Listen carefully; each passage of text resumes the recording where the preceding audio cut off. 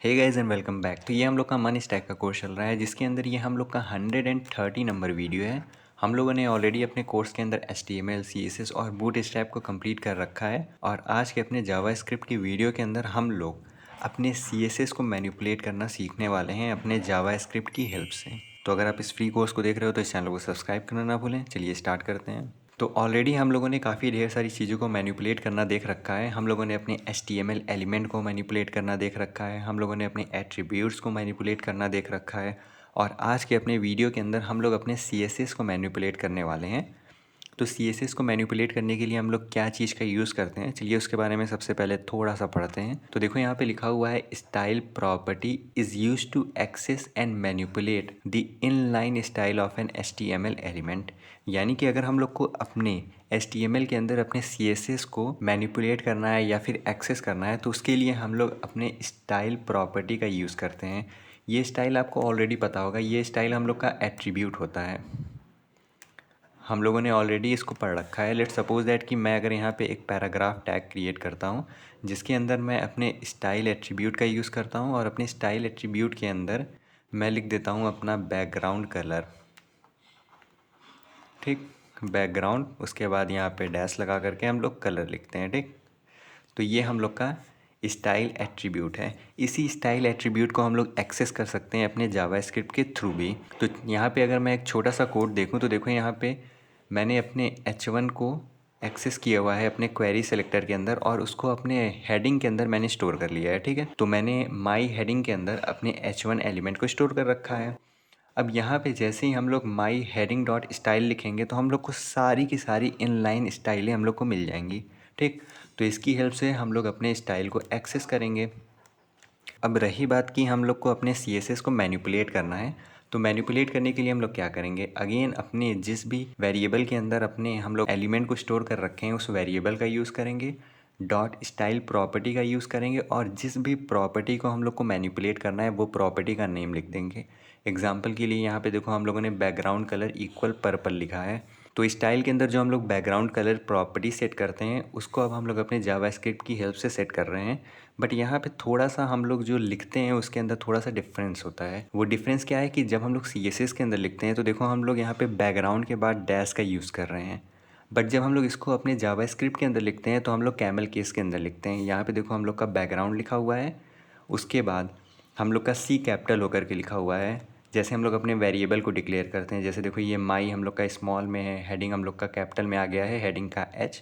तो इसी तरह कैमल केस के अंदर हम लोग लिखते हैं। तो ये एक छोटा सा हम लोग का कन्वेंशन डिफरेंस होता है हम लोग के CSS प्रॉपर्टी के अंदर और हम लोग के जावास्क्रिप्ट के अंदर। ठीक, तो चलिए फटाफट इसको कोड के अंदर करके देखते हैं। ये भी बहुत इजी है, बट आपको एक चीज़ एकदम ध्यान में रखना है कि इस स्टाइल प्रॉपर्टी की हेल्प से हम लोग केवल और केवल अपने इनलाइन स्टाइल को एक्सेस कर सकते हैं और मैनिपुलेट कर सकते हैं। एग्जाम्पल के लिए चलिए इसको भी देखते हैं। तो देखो यहाँ पे ये मेरा एक HTML का फाइल है, जिसके अंदर हम लोग के पास 3 एलिमेंट हैं। एक मेरे पास डिव है, एक पैरा है, एक बटन है। ठीक, डिव के अंदर मैंने ID दे रखी है, अपने पैराग्राफ के अंदर मैंने क्लास दे रखा है, और अपने बटन के अंदर भी मैंने एक ID दे रखी है। ठीक, और अगर हम लोग अपने CSS के अंदर आएँ तो देखो मैंने काफ़ी ढेर सारे CSS भी अप्लाई कर रखी हुई है अपने एलिमेंट के ऊपर, अपने पैराग्राफ के ऊपर, अपने बटन के ऊपर। तो वो CSS हम लोग को यहाँ पे दिख रहा है। बट यहाँ पे हम लोगों ने कोई भी टाइप का इनलाइन CSS नहीं लिखा हुआ है। तो मैं क्या करता हूँ, मैं अब अपने जावास्क्रिप्ट के अंदर आऊँगा और अपने पैराग्राफ को मैं सेलेक्ट करूँगा। जिस पैराग्राफ का क्लास है मेरा पैराग्राफ, तो इसको मैं कॉपी कर लेता हूँ यहाँ से।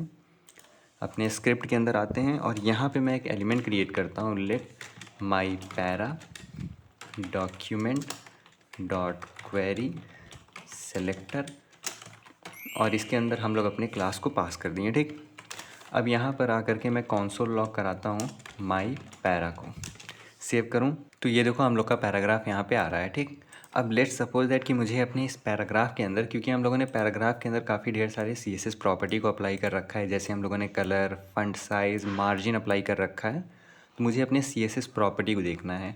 तो उसके लिए हम लोग क्या करेंगे, उसके लिए हम लोग डॉट स्टाइल प्रॉपर्टी का यूज़ करेंगे। तो जैसे ही मैं डॉट स्टाइल लिख करके सेव करूँगा तो यहाँ पे देखो हम लोग का पूरा ऑब्जेक्ट आ गया CSS स्टाइल डिक्लेरेशन नाम का। तो यहाँ पे हम लोग की सारी CSS की प्रॉपर्टीज़ आ गई हैं। ठीक, अब अगर मैं यहाँ पे थोड़ी सी चीज़ आपको दिखाऊँ तो मैं अपने CSS के अंदर आता हूँ, और CSS के अंदर देखो मैंने कलर यहाँ पे ग्रीन सेट कर रखा है। तो यहाँ पे अगर मैं अपने कलर वाले पे आऊँ, कहाँ है कलर, ये रहा हम लोग का कलर, बट ये कलर हम लोग का यहाँ पे एम्प्टी है। इवन तो हम लोगों ने कलर यहाँ पे ग्रीन सेट करके रखा हुआ है। ऐसा क्यों है? ऐसा इसलिए है क्योंकि जो हम लोग का स्टाइल प्रॉपर्टी होता है वो हम लोग की इनलाइन स्टाइल के लिए यूज़ होता है। बट यहाँ पे जो भी हम लोगों ने CSS की प्रॉपर्टी ऐड की हुई है वो हम लोगों ने एक्सटर्नल CSS के अंदर ऐड किया हुआ है। अगर मैं यहाँ से अपने इस कलर वाले प्रॉपर्टी को कट करूँ, ठीक, और सेव करता हूँ मैं यहाँ पे, तो देखो यहाँ से हम लोग का कलर गायब हो गया। अगर मैं इस कलर को अपने पैराग्राफ के अंदर इनलाइन स्टाइल करूँ, कैसे? स्टाइल एट्रीब्यूट की हेल्प से। अगर मैं यहाँ पे बैकग्राउंड कलर या फिर कलर को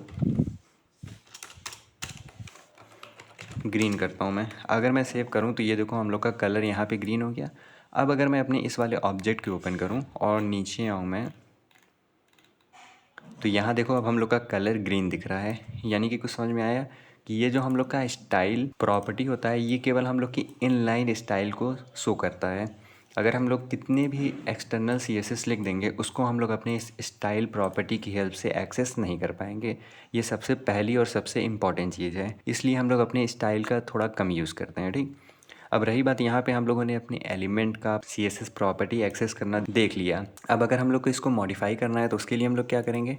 बहुत सिंपल है। लेट्स सपोज दैट कि मुझे अपने इसी वाले एलिमेंट का कलर चेंज करना है, तो माई पैरा में लिखूँगा, अपने डॉट स्टाइल का यूज़ करूँगा और यहाँ पे हम लोग अपने प्रॉपर्टी का नेम लिखेंगे। लेट्स सपोज दैट कि मुझे कलर को चेंज करना है, तो मैं कलर लिख करके इसको मान लेते हैं मैं रेड करना चाहता हूँ। अब अगर मैं सेव करूँ तो ये देखो हम लोग का पैराग्राफ रेड हो गया। अगर मुझे अपने इस पैराग्राफ पे बैकग्राउंड कलर देना है तो वो भी हम लोग कर सकते हैं। My para dot style dot background colour, ठीक, इक्वल्स टू, यहाँ पे कलर का ओ स्मॉल होगा, background colour, let suppose that मैं इसको पर्पल दे देता हूँ। सेव करूँ मैं तो ये देखो बैकग्राउंड कलर हम लोग का चेंज हो गया। बट यहाँ पे जो हम लोग का कन्वेंशन है वो थोड़ा हम लोग का डिफरेंट है। यहाँ पे हम लोग बैकग्राउंड कलर को देखो कैसे लिखते हैं, यहाँ पे कहीं पे भी हम लोग डैश का यूज़ नहीं करते हैं, ऐसे हम लोग नहीं लिखते हैं। इस तरह हम लोग अपने CSS के अंदर प्रॉपर्टी अप्लाई करते थे, बट जैसे ही उसको हम लोग जावास्क्रिप्ट के अंदर लिखते हैं तो हम लोग कैमल केस के अंदर लिखते हैं, ठीक। तो कुछ इस तरह हम लोग अपने CSS प्रॉपर्टी को अपने जावास्क्रिप्ट के थ्रू चेंज कर सकते हैं। यहाँ पे थोड़ा सा हम लोग का नेमिंग कन्वेंशन थोड़ा सा डिफरेंट होता है, इसमें हम लोग कैमल केस के अंदर लिखते हैं, बट हम लोग अपने CSS के अंदर डैश लगा करके लिखते हैं। और दूसरा, ये हम लोग का जो स्टाइल प्रॉपर्टी है उसकी हेल्प से हम लोग केवल इन लाइन स्टाइल को एक्सेस कर सकते हैं, मॉडिफाई कर सकते हैं। तो फुली आपको समझ में आ गया हो। अगर आपको कोई डाउट हो तो आप कमेंट सेक्शन के अंदर पूछ सकते हैं। तब तक के लिए इस चैनल को सब्सक्राइब करना ना भूलें। Thanks for watching.